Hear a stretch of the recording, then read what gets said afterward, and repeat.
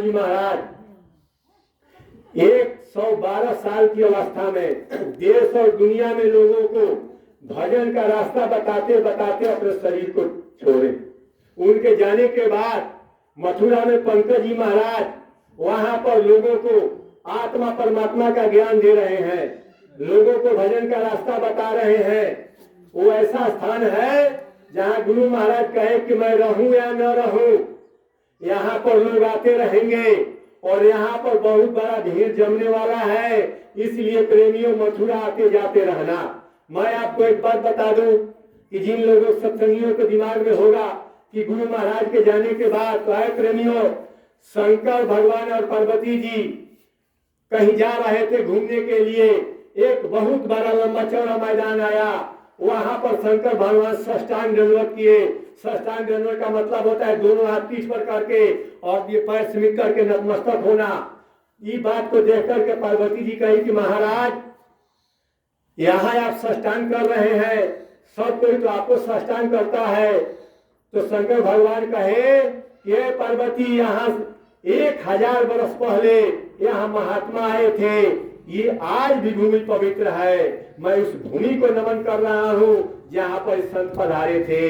तो आए प्रेमियों, गुरु महाराज 2012 में शरीर को त्यागे। 10 साल लगभग हो गया गुरु महाराज के शरीर को छोड़े। और उस भूमि पर आज भी जाइए, क्योंकि महात्माओं का वचन लगा हुआ है, उनका वचन लगा रहता है। वहां पर जाइएगा, सत्संग मिलेगा, भजन का रास्ता मिलेगा, बरकत मिलेगा। आप कहीं भी मंदिर मस्जिद में जाते हैं, वहाँ पैसा लिया जाता है पैसा, लेकिन वहाँ बुराई चढ़ाई जाती है। आपको केवल हाथ जोड़ करके कहना है कि मैं आज के पहले जितने भी गुनाह किए, मेरे गुनाहों की माफी की जाए, मैं आज से शुद्ध शाकाहारी रहूंगा, तो आपके सारे गुनाह माफ कर दिए जाएंगे। कैसे प्रेमियों? केवल संत महात्मा को ही पावर होता है जीवों के गुनाह को माफ करके पार कर देना। ये भगवान के बस का चीज नहीं होता है गुनाह माफ करना। ये भी कान खोल कर मेरी बात सुन लीजिए। भगवान राम गुनाह के माफी को नहीं कर सकते। क्यों? कि वो अपना भी गुनाह जब माफ नहीं कर पाए, कर्मों की बदला देना पड़ा, तो दूसरे का क्या माफ कर पाएंगे। लेकिन संत जब यहाँ आते हैं तो बेगुनाह जीवों को जितने भी अच्छा बुरा कर्म होता है सबको लेकर के जला देते हैं और भजन का रास्ता बता करके भजन करा के पार करा देते हैं। जिस तरह से मैं आपको उदाहरण दे रहा हूँ, भगवान राम, थोड़ा सा सुनने में आपको पता नहीं लगा होगा, लेकिन मेरी बात को सुनिए। भगवान राम भी आपके गुनाह को माफ नहीं कर सकते, उनको पावर ही नहीं है। वो पावर केवल महात्मा को होता है, डीटो पावर। कैसे? भगवान राम जब त्रेता में आए थे तो बाली को छुप करके मारे, ये आपके ग्रंथ का प्रमाण है। मैं कोई बात इस मन से बना करके नहीं कहूंगा, और जो भी बात होगा गुरु महाराज के बताए हुए बात आप लोगों को बताऊंगा। तो जब उन्होंने छुप करके बाली को मारा, और वही जब द्वापर में वही राम जब कृष्ण बनकर के आए और वही बाली जब बहेलिया बनकर के आया। कैसे? इसका प्रमाण भी है। जब कृष्ण के जाने का समय हो गया था, एक पेड़ के नीचे बैठे हुए थे, पैर पर पैर चढ़ा करके, उनके पैर में पदम पदम का चिन्ह था, उनके पैर में चिन्ह था, और चिन्ह तो था, वो चमक रहा था। बैठे हुए थे, मगन में सोच रहे थे कि सबका मैं तो लेना देना चुक्ति कर दिया और मेरा भी जाने का समय हो गया, किसी का लेन देन तो नहीं रह गया।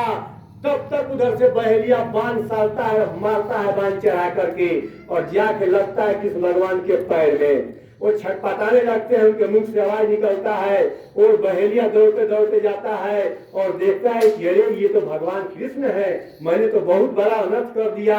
हाथ जोड़ करके माफी मांगने लगा, तो कृष्ण भगवान कहे कि नहीं नहीं नहीं, इसमें आपका कोई दोष नहीं है। मैं तो यही विचार कर रहा था कि महाभारत ने सबका तो अदला बदला दिला दिया, किसी का रह तो नहीं गया, तो तुम्हारा बदला रह गया था। मैं त्रेता में राम बना था और तुम बाली बने थे, मैं छुप करके मारा था, और द्वापर में बना कृष्ण, तुम बना बहेलिया। हमारा तुम्हारा लेन देन समाप्त, मैं अपने धाम को जा रहा हूँ। तो आए प्रेमियों, भगवान राम ही कर्मों की माफी नहीं दिला पाए, द्वापर का बदला त्रेता का बदला द्वापर में देना पड़ा उनको भी। लेकिन संत का उदाहरण मैं जो आपको बताने जा रहा हूँ, जब इसी दुनिया में गुरु नानक जी महाराज जब आए थे, तो जिस तरह से गुरु महाराज ने लोगों को घूम घूम करके नाम दान दिया, सत्संग सुनाया, आज उन्हीं के बताए हुए रास्तों का प्रचार प्रसार करने के लिए हम लोग आप लोगों के गांव में आए हुए हैं। जब गुरु नानक जी महाराज जब यहाँ से गए तो जा करके धर्मराज कहे कि मैं जितने लोगों को नाम दान दिया हूँ, यानी भजन का रास्ता, हमारा लेखा जोखा दीजिए। ऐ प्रेमियों, पूरे संत महात्मा से भजन का रास्ता लेने के बाद उनके डायरी में आपका नाम नोट हो जाता है, और जब आप यहाँ से जाइएगा तो वहां जम के दूध नहीं न्यारा वाला कराएंगे, स्वयं गुरु महाराज आते हैं और जीवों को लेकर के जाते हैं और धर्मराज के कचहरी में न्यारा वाला करवाते हैं, क्योंकि जिस दिन नाम ना दिया जाता है भजन का रास्ता, उस दिन से जीव उनके हवाले हो जाता है। तो गुरु नानक जी महाराज जब गए धर्मराज के पास तो कहे कि मेरा जीवों का लेखा जोखा दीजिए कि मेरा कौन सा जीव कहाँ पर रखे हुए हैं, क्योंकि उनको सब लोग तक पहुंचाना है। तो उनका एक जीव जो था नरक में पड़ गया था, तो कहे धर्मराज से, हमारा जीव नरक में, संत का जीव नरक में ऐसा कभी हुआ है? तो कहा है कि हुजूर आपका कोई कसूर नहीं है, मेरा नहीं कसूर, ये जीव अपने कर्मों के बदौलत नरकों में पड़ा हुआ है, चल करके आप देख लीजिए। गुरु नानक जी महाराज वहां गए और कहे कि सुनो, जो किया सो किया, चलो मैं तुमको लेकर के चल रहा हूँ, चलो यहाँ से तुम निकलो। तो देखिए इतना बड़ा वो जीव था, दुष्ट कहा जाएगा उसका, अच्छा नहीं कहा जाएगा। उन्होंने गुरु के सामने शर्त लगा दिया। अरे प्रेमियों, गुरु के सामने शर्त कभी नहीं लगाना चाहिए। जब आपने गुरु का परीक्षा ले लिया एक बार, इसमें से जो भी लोग बैठे हुए हैं, जो मथुरा गए हैं गुरु महाराज के पास, सबने परीक्षा लिया है, तब गुरु महाराज के बच्चों पर विश्वास किया और तब आज वो बात मान रहा है। ऐसे नहीं, ऐसे वो बात नहीं मान रहा है। तो वहां जब गए तो कहे कि अब तो चलो, तो कहा कि नहीं नहीं, मैं अकेले नहीं जाऊंगा, जितने भी नरक में जीव है सबको ले चलिएगा, तब मैं चलूंगा।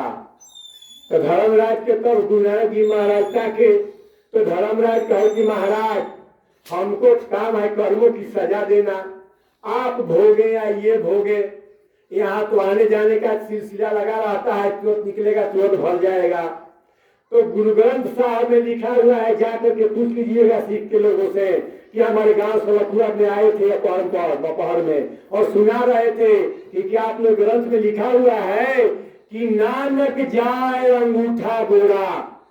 गुरु ग्रंथ साहब में लिखा है कि उस नरक के कुंड में नानक जाए अंगूठा गोरा और सब जीवों का किया निवेरा। एक जीव के चलते सारे जीव को गुरु नानक जी नरक से निकाल करके ले गए। तो आए प्रेमियों, उनका एक अंगूठा डुबाने से करोड़ों करोड़ों जन्मों का पड़ा हुआ नरक का जीव निकल गया। और जीव आते हैं, साक्षात आते हैं, भजन का रास्ता बताते हैं, उनका दर्शन हो जाए तो आपका भाग्य धन हो जाएगा। तो इसीलिए गुरु आते हैं, वही स्वयं उधर करके आते हैं हमको चेताने के लिए। तो संत महात्मा ही कर्म के बंधन को काट सकते हैं, कोई दूसरा नहीं काट सकता। ये उदाहरण है, ये प्रमाण है। मैं दोनों प्रमाण देकर के आपको बताया। आप स्वतंत्र हैं, मानना ना मानना आपकी मर्जी है, लेकिन जब काल का डंडा बरसेगा और जब यहाँ से आप जाइएगा धर्मराज के कचहरी में, तो ये दिन और ये तारीख और ये समय उस रील में चलेगा। और जब पूछा जाएगा कि क्या आपके गांव में कोई बताने वाला नहीं आया, अरे प्रेमियों, यहाँ पर आप उस बकरे के मुंह को लात से दाब करके उस पर हाथ से काटते हैं, क्योंकि उसका आवाज नहीं निकले। लेकिन आपके गला को जब काटा जाएगा धर्मराज के कचहरी में, तो आपके मुंह को खोल दिया जाएगा, मुंह को नहीं बांधा जाएगा और उस समय काटा जाएगा और आपका आवाज करोड़ों मील दूर तक जाएगा, लेकिन कोई सुनने वाला नहीं होगा, कोई नहीं होगा। तो गुरुबिन कौन सहाय नरक में, गुरुबिन कौन सहाय रे। इसलिए प्रेमियों, गुरु करना जरूरी होता है। तो गुरु कीजिए जान के और पानी पीजिए छान के। जब तक गुरु मिले नहीं सच्चा, तब तक गुरु करे 10 पाचा। ऐसा नहीं कि हमने कान फुकवा लिया या मंत्र ले लिया तो कैसे सत्संग सुनने जाए और कैसे कर सोबत नहीं।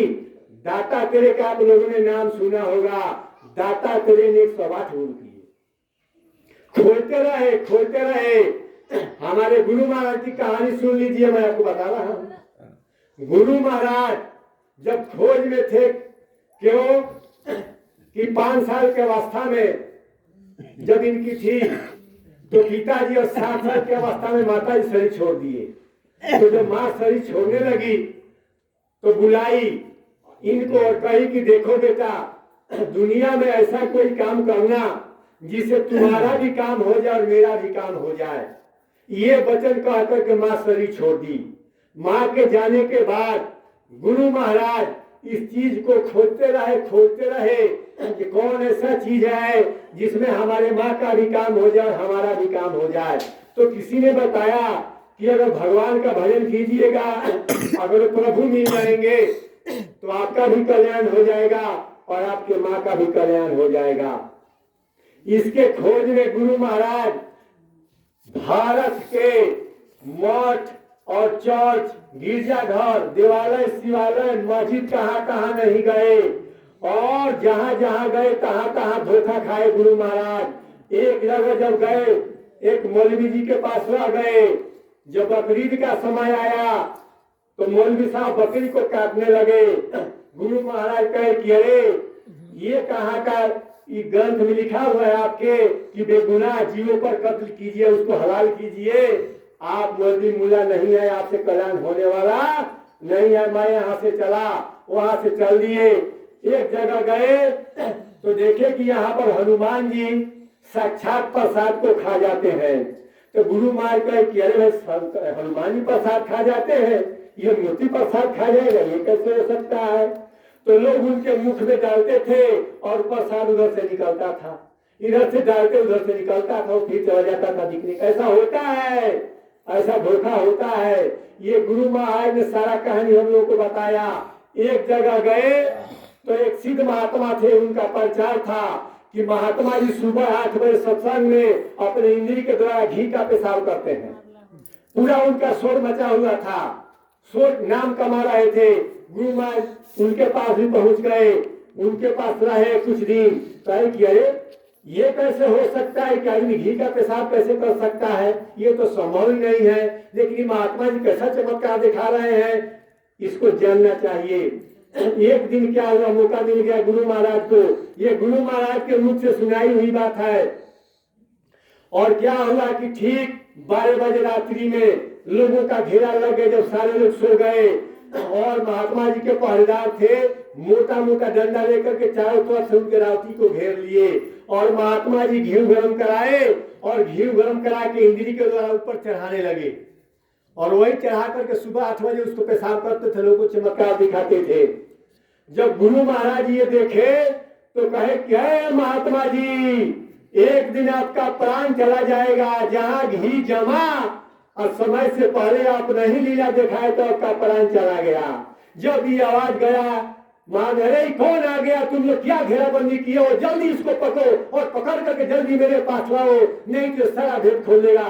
गुरु महाराज से चल बच चले, भाग चले। इतना कह करके किसी के पकड़ में नहीं आए।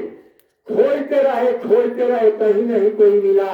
अंत में चले गए आपके क्या कहते हैं कश्मीर में। पूरा भ्रमण करने के बाद देश और चले गए नदी के किनारे और वहीं बैठ करके बहुत चिंतन किए। ये गुरु महाराज की बताई हिदायत है अपने मुख से। और गुरु महाराज कह रहे थे कि मैंने अब सोचा कि दुनिया में कोई भगवान है नहीं और न कोई बताने वाला है, सारा छल पर पंच है। मैं अब कहाँ जाऊं, मैं अब आत्महत्या करके ही मर जाऊंगा। तो उन्होंने नदी के किनारे जंगल से ला करके वो जो बड़ो होता है लता, उसका रस्सी बनाए और अपने गर्दन में बांध करके जैसा ही पेड़ से झूलने के लिए चाहे तब तक उधर से का भी प्रकट हुआ जो सामने छवि लगा हुआ है और पीछे से पकड़ लिए और कहे कि मर्द होकर के मरने की इच्छा रखते हो। अरे इसे तो बहुत बड़ा काम तुमको करना है, अभी इतना ही में घबरा गए। समय आएगा तो मैं तुमको बुला लूंगा। तो गुरु महाराज वो जब इतना बात कह करके वो अंतर ध्यान हो गए। जब इतना बात सुने तो गुरु महाराज को लगा कि हो न हो अगर कोई चीज दुनिया में जब है तो ये बात कहा। तो कहा गुरु महाराज कहे कि मैंने आत्महत्या करने का विचार बदल लिया और वहां से लौट पड़ा। और जब लौट चले तो लौटते लौटते आए पंजाब में, और जब पंजाब में आए तो वहां त्रिकालदर्शी जी बैठे हुए थे।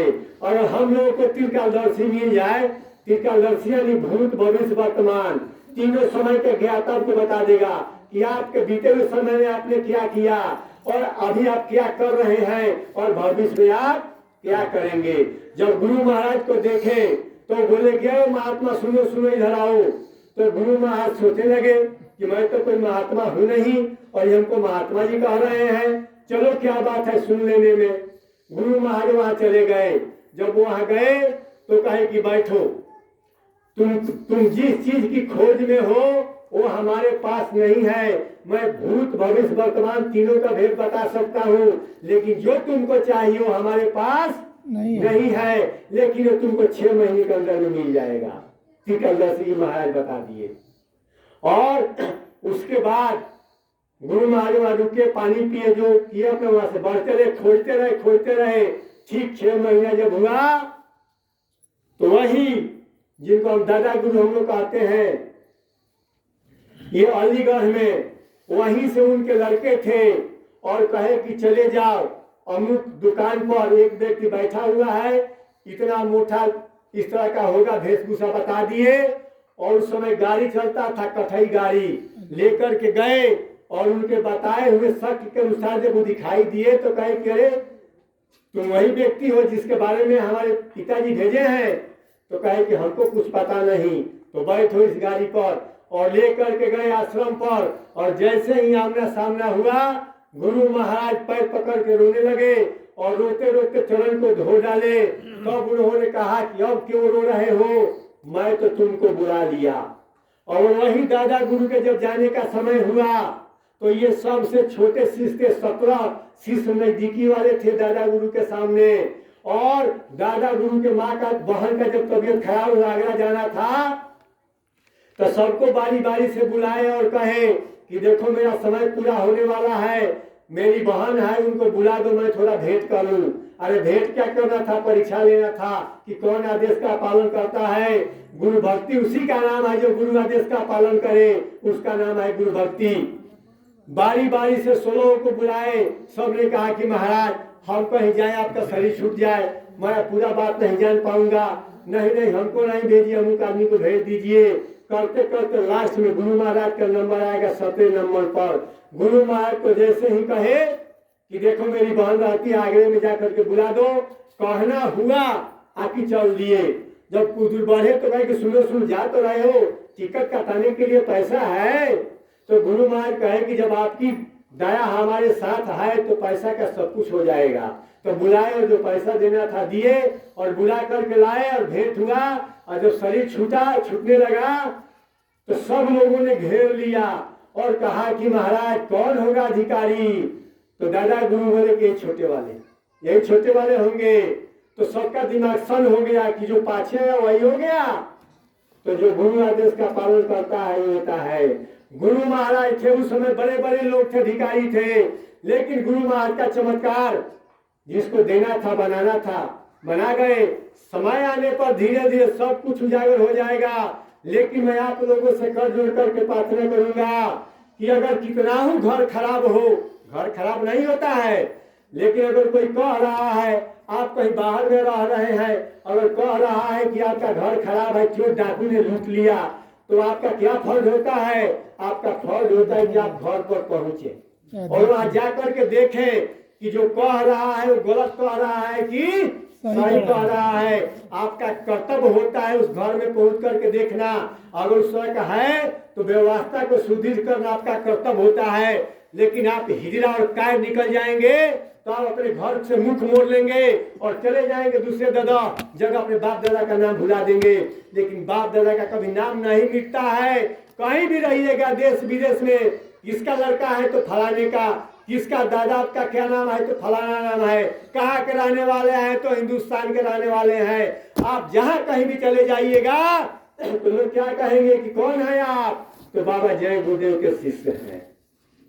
और आए प्रेमियों, आज कहीं भी डंका बज रहा है तो जय गुरुदेव के नाम पर ही डंका बज रहा है, किसी दूसरे के नाम पर डंका नहीं बज रहा है। इसलिए मथुरा अपना जन्मभूमि है। मथुरा पहले भी पवित्र था, आज भी पवित्र है और आगे भी पवित्र रहेगा। जब शंकर भगवान ने कहा जी हाँ 1000 वर्ष पहले महात्मा आए थे, वो भूमि आज भी पवित्र है, तो जुमे जुमे 4 दिन गुरु महाराज के गए में सब कुछ हो गया।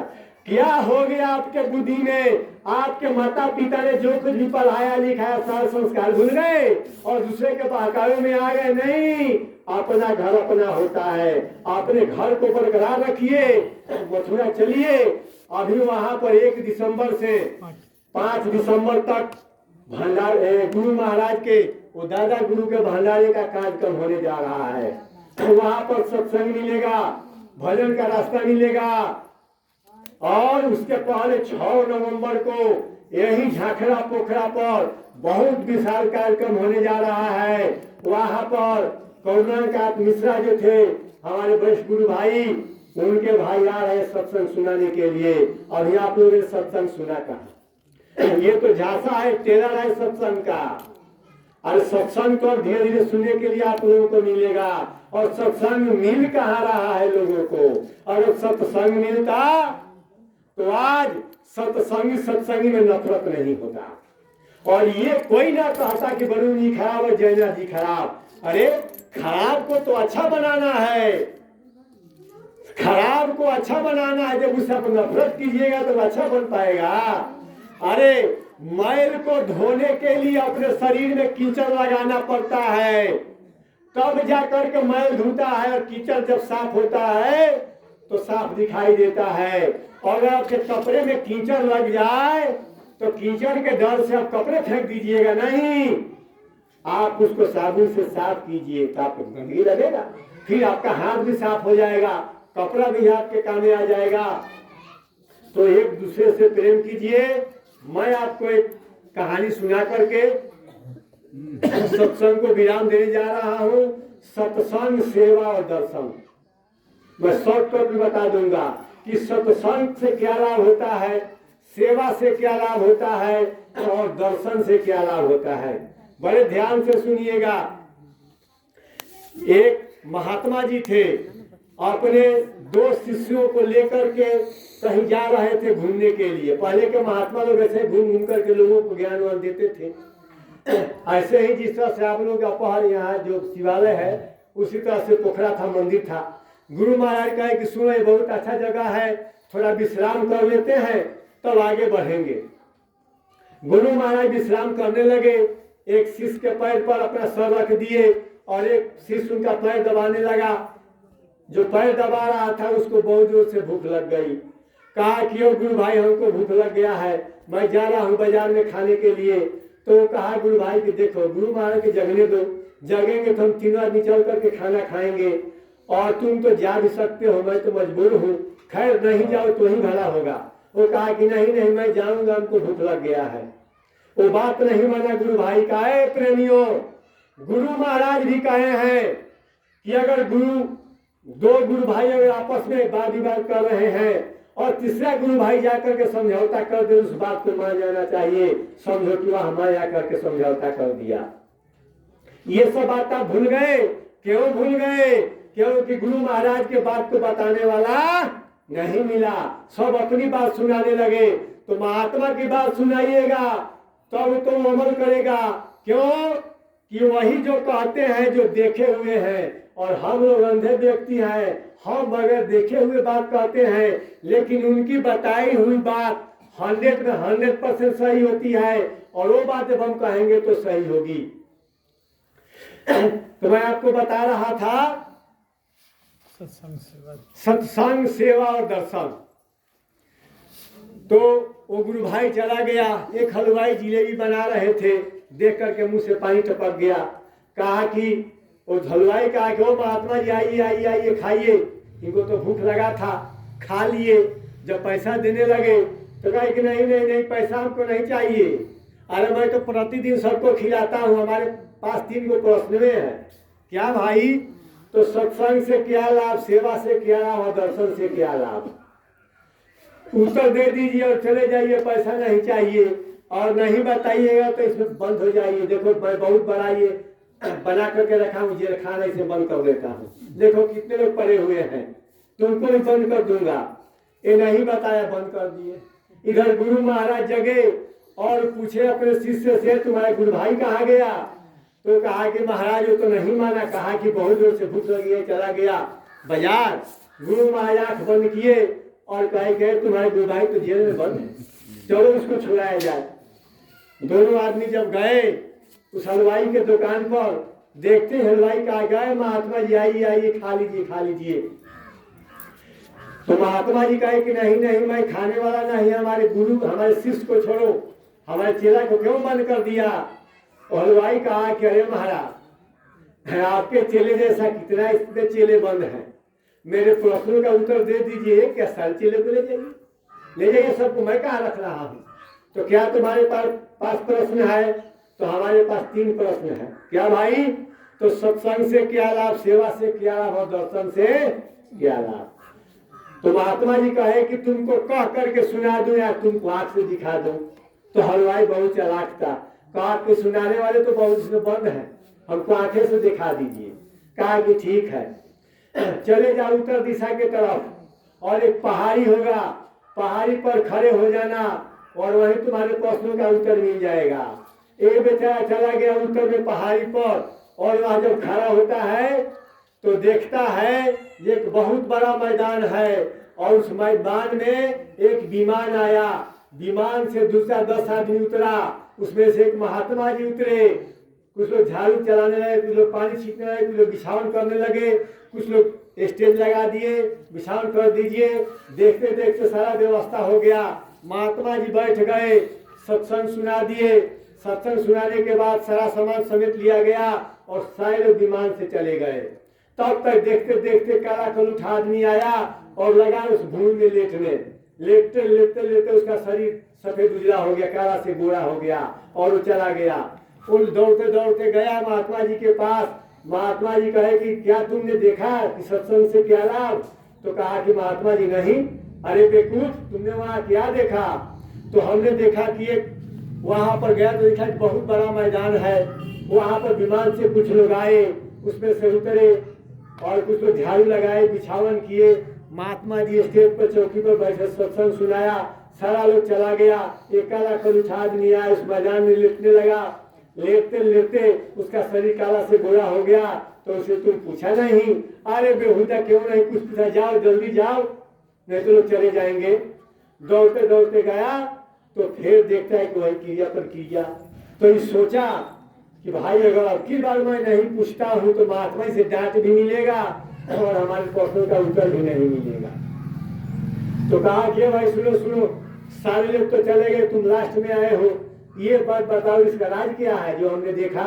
मैं उसको दोहराना नहीं चाहता हूँ समय अभाव में। वो पूछा तो कहा जरे यहाँ पर सत्संग होता है, महात्मा जी आते हैं, वो सत्संगी है, कोई झाड़ू पोछा लगाता है, बिछावन होता है, सत्संग से भूमि पवित्र हो जाता है। मैं जात का बनिया, हमारे पास समय नहीं, मैं अपने बिजनेस में व्यस्त रहता हूँ, कर्म कुकर्म करता रहता हूँ, झूठ सच बोलता हूँ, कम तोड़ता हूँ, कम लेता देता हूँ, यहाँ आता हूँ तो मेरे पाप सारे धुल जाते हैं। कहा कि अरे सत्संग स्थान पर लेटने से इतना बड़ा लाभ मिल जाता है, और जो लोग झाड़ू लगाता है, बिछावन करता है, सत्संग सुनता है, उनको कितना लाभ मिलता होगा? बाप रे बाप, तो बहुत बड़ा लाभ है सत्संग से। तो प्रेमी सत्संग से बहुत बड़ा लाभ होता है। वो दौड़ते दौड़ते गया और कहा कि महाराज हमारे पहले प्रश्न का उत्तर मिल गया। तो मिल गया? तो हाँ महाराज मिल गया। सत्संग के स्थान पर जहाँ होता है वहां पहुंच जाने से इतना बड़ा लाभ होता है, और जो सत्संग में हाजिरी देता है, उस व्यवस्था में अपना हाथ बढ़ाता है, उसको कितना बड़ा लाभ होता होगा। और तुम्हारा दूसरा प्रश्न क्या है? तो दर्शन से क्या लाभ? तो कहे ठीक है, चले जाओ पूरब के तरफ, एक नदी के किनारे पर खड़ा हो जाना, तुम्हारे प्रश्नों का उत्तर मिल जाएगा। वो जब व्यक्ति वहां गया तो वहां देखता है कि उस नदी के धार में एक कौवा और एक कौवी आपस में हाल विहार कर रहे हैं। वहां पर कोई व्यक्ति दिखाई नहीं दिया। वो लौट करके चला आया, महात्मा जी से पूछा, महात्मा जी वहां पर कुछ नहीं है? तो कुछ नहीं है। अरे बेहुदा, वहां पर कुछ होगा। तो वहां पर एक कौवा कवि थे और तुमने उससे कुछ पूछा? तो नहीं। जाओ जल्दी जाओ, पूछो उससे। जब दोबारा आता है तो देखा आता है वहां पर बगुला और बगली आपस में हाल विहार कर रहे हैं। फिर कुछ नहीं पूछा, फिर दौड़ते दौड़ते गए महात्मा जी के पास। कहा क्या बात है? वहां पर कौवा नहीं है। तो क्या है? वहां पर बगुला थे। अरे तुम पूछा उससे नहीं? जाओ जल्दी जाओ। तब देखता है कि वहां पर एक हंस और हंसनी आपस में हाल विहार कर रहे हैं। भाई कहा कि अरे तो हाय ने किससे पूछूं? फिर दौड़ते हुए गया।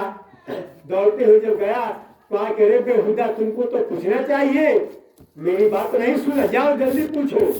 तब तक देखता है कि वहां पर एक स्त्री और एक पुरुष वहां पर खड़े हैं। जैसे ही पहुंचा उसके पैर पकड़ करके गिर गए। कहे कि महात्मा जी आप धन्य हैं, देखते देखते हमारा 3 जोड़ी बदल गया। पहले जब आए थे तो कौवा थे, हम लोग कौवा थे।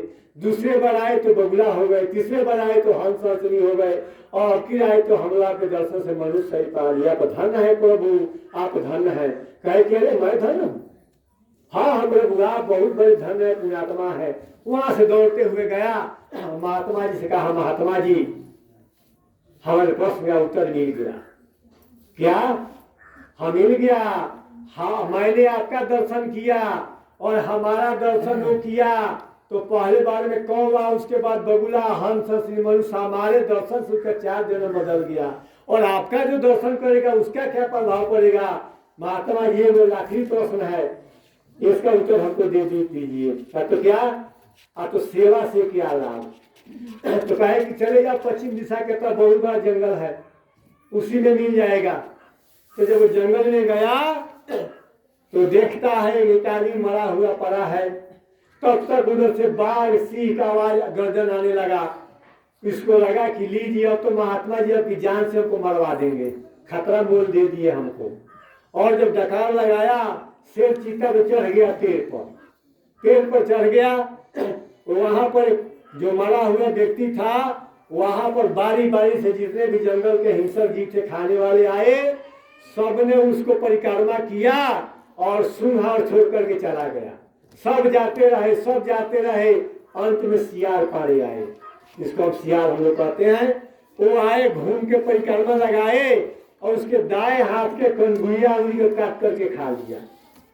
और ये बेचारा सोचा कि सारे हिंसक जीव तो चले गए, ये छोटा सा है, अगर इससे नहीं पूछूंगा तो हमारे प्रश्नों का उत्तर नहीं मिलेगा। वो चला गया और कहा कि ओ सियार भाई, आप किस्सा कहानी सुने होंगे कि पहले सियार से लोग, चाहे जानवर से लोग बातचीत करते थे। बात सही है, आज भी महात्मा जानवरों की भाषा को समझते हैं और मनुष्य के भाषा को समझते हैं। उस जानवर में 4 तत्व है और हम लोगों में 5 तत्व है। उसमें अगर 5 तत्व चला जाए तो भी हम लोग का भाषा बोलने लगेगा।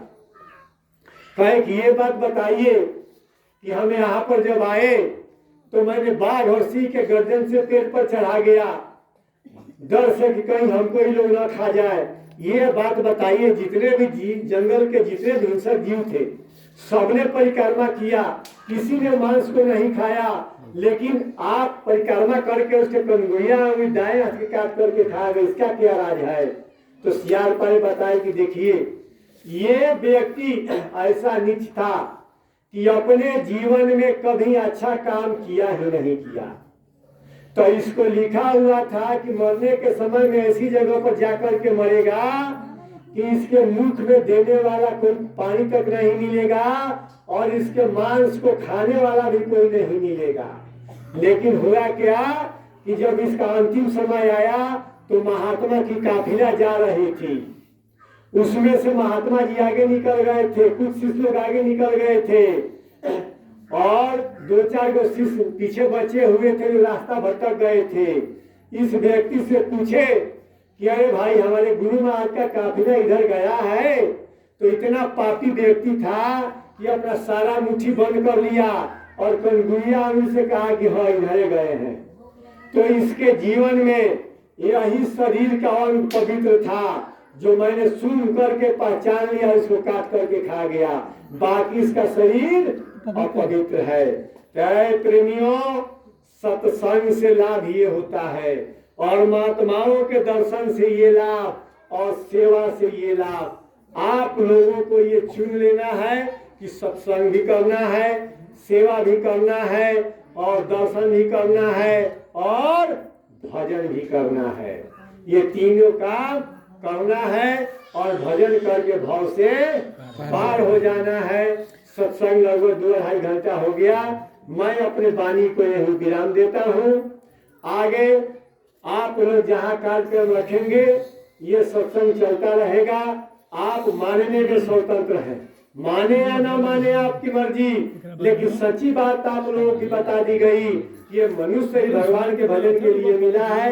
महात्मा की खोज करके भजन कीजिए और शाकाहारी रहिए।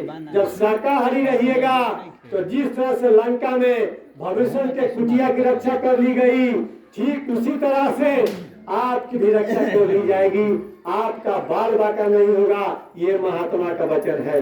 इन्हीं वाणी के साथ 6-11 पोखरा पर तो मैं अपने वाणी को विराम देता हूँ।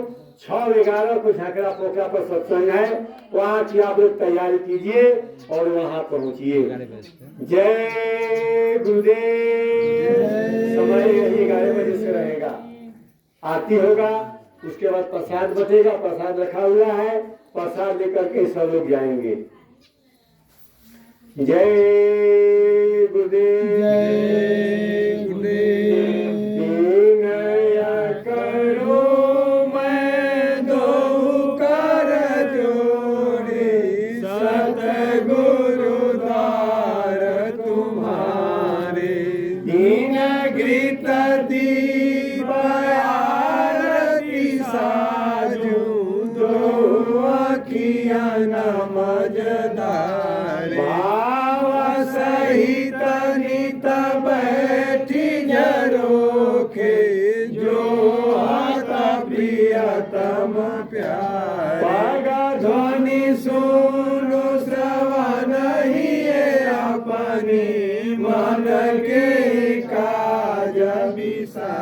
जागी सूरत पियत चरणामृत पियत पियत हुई न्याय शंख मृदंग सारंगी बंसी बीन सुनारी। जय गुरुदेव। आरती गावत जय जयकार। विनय करूं मैं दो कर जोरे सतगुरु दार तुम्हारे। जय गुरुदेव।